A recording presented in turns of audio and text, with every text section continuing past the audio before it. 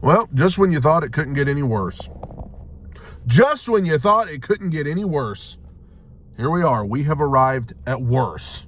And let me tell you something. First of all, let me get this out of the way. I have a podcast called Two Tone Talk Podcast where we talk about the Titans and we talk about the NFL, and it's going to be a doozy tomorrow. I record every Monday and Friday. It's going to be a doozy tomorrow. You don't want to miss it. Link to it is in the pinned comment below and in the video description. Now, game just ended. If you thought last week was bad, at least that was against one of the best teams in the NFL. Today, we have arrived at complete and utter rock bottom. Rock bottom. Devastation, despair, you name it. This is the worst loss of the Vrabel era. The worst. And you want to know the worst part? The Jags showed up today. You could tell at the beginning of the game, they didn't even want to be there. They got killed by the Lions last week, and they looked like they were just there to collect a paycheck and then fly back to Jacksonville. They were just there to be there. So much so that I thought, oh man, we're probably going to win this game. Jags look totally like it's rainy, it's foggy, it's gloomy. Man, the Jags are ready to go home. We're probably going to win this game. And then, oh, here's a fumble for you. Oh, here's an interception. Oh, here's another fumble. Here's another fumble. Oh, I just missed a wide open receiver downfield that was wide open running for a touchdown. Oh, our secondary is going to leave your receivers wide open and make sure that Zay Jones looks like Randy Moss in his prime and that Evan Ingram looks like Gronk in his prime. You know, we're just going to let you hang around so much so that when you come out for the second half, you've got all the momentum. We're going to completely melt down, and we're going to make sure you guys win the game convincingly. The final score of the game, not even indicative of how bad it really was. This was an absolutely putrid, awful, terrible performance, and the worst loss of the Vrabel era, and the worst Titans loss in God only knows how long. And Vrabel's doing his post-game press conference probably right now, and I guarantee you he's talking about turnovers. Oh, we turned the ball over 4 times. You're not going to beat anybody when you turn the ball over 4 times. Listen, I know the turnovers were a big deal. Could somebody please tell me why Derrick Henry, as great as he is, he may very well be the greatest Titan of all time. Why can't this dude stop fumbling the ball? Like the last 3 games in a row, guy keeps fumbling the ball. And they show him on the sidelines and he's frustrated and he's, mad about it. And then he fumbles again. I don't know what to tell you, dude. Stop fumbling. I don't know. It's every week. Tannehill tries to throw that ball to Westbrook-Ikine, who ain't even looking. He don't even know what the play is. Tannehill misses Racing McMath, wide open, had his guy beat on the sideline. So yeah, the turnover's absolutely a big deal. But to act like that's the only thing wrong here, can somebody please tell me what's happened to the defense? I'm running out of energy to even talk about it. What has happened? This defense, and don't even talk to me about injuries. Everybody's got injuries. I get the Titans have got key guys out. I understand. Autry, David Long, Christian Fulton, all the like. I get it. But this defense looked so great at one point this very season. Not last season, but this season. They looked so great that I said, man, that defense is going to have them in every single game they play. That defense is that good. They're better than last year's defense, I thought. What's happened? Nobody can get to the quarterback. I don't even think we had any sacks today. Nobody can get to the quarterback. We can stop the run. Hooray! We can stop the run. Too bad. It's a passing league. And we've got receivers running around wide open because we keep trying to play man coverage and we don't have the talent in the secondary to do it. Especially today without Christian Fulton. But this Roger McCreary, don't fault him. He's not ready. He's a rookie. That's why you don't draft rookies with the expectation that they should have to come in and immediately be big-time players for you. But no, we got Roger McCreary in there, having to try to be better than he is. So the defense is completely falling apart. Injuries, yes. But the guys that are in there, Jeffrey Simmons is playing at about 30 to 40%. About 30, 40%. Defense is beat down, beat up. And they look tired. They look tired, they look ready to go home. Now, let's talk about this offense. Well, I don't think I have the energy I don't even have it in me to mention Todd Downing's name too many times. I don't think I can do it. At the beginning of the game, he was actually calling a pretty good game for the first few drives. But, you know, what else can I say that I haven't already said? I'm sounding like a broken record. He's a liability. He's horrible. He's awful. He's bad at his job. I can't muster up any more emotion over it than that. He's not any good.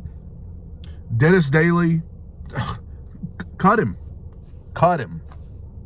Cut him! That's another thing that happened early on in this game that allowed the Jags to stay in it. We had the turnovers, and then right when we were trying to go down there, I think, to extend the lead, some guy just runs right by Dennis Daly and sacks Ryan Tannehill. I'm sick of it, dude. I'm sick of watching it. I've been sick of it.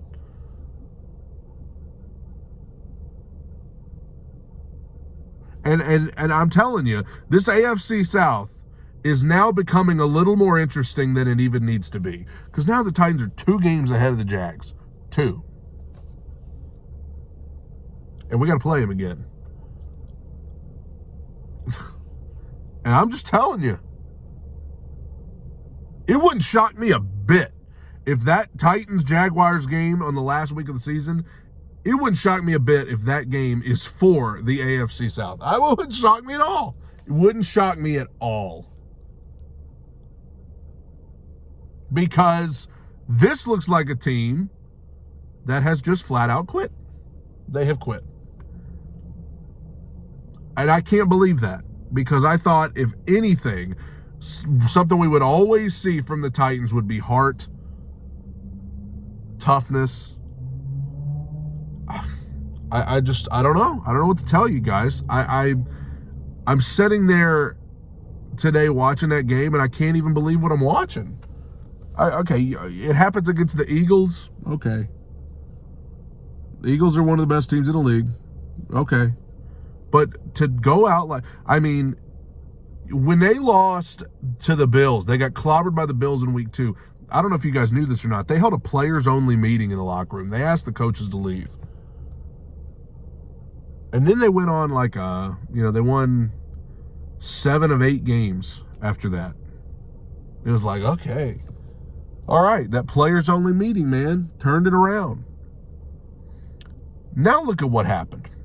They got clobbered and embarrassed last week by the Eagles, and they didn't follow it up with 5-game win streak. They didn't follow it up by winning 7 of 8 games. They followed it up by getting smoked at home by the Jags. Mike Vrabel said last week they were at a crossroads. He talked about crossroads. Well, it appears this team has chosen their road that they're going to take. And if things keep trending in this direction, you're looking at a very interesting offseason for the Titans coming. And you may as well start looking at that, by the way, because this season's over. I'm sorry, guys. I know, well, you're being a fake fan. No, I'm just being a realistic fan. I love the Titans.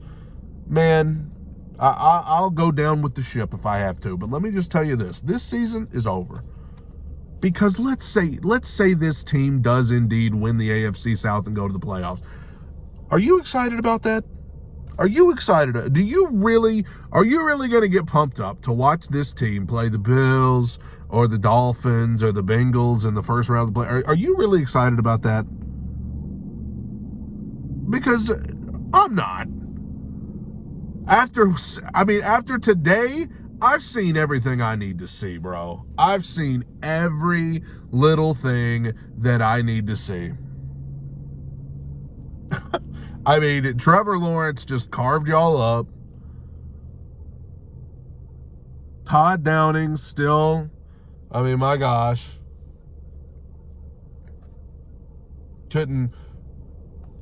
couldn't call his way out of a paper sack. Derrick Henry keeps fumbling. Tannehill, he's not the biggest problem. I mean, he's not put in a position to succeed, but it's time to go. It's about time to go. Probably. I mean, this team with this lineup is about done all they can do. So, I don't know, man. Terrible. Terrible day. Terrible game. Terrible performance. And just a bad team, dude. It's a miracle this team has 7 wins at all. It's a miracle they even went on a win streak. They're a bad team. I said last week they were frauds. I had a friend today who texted me. He said, the Titans are getting exposed.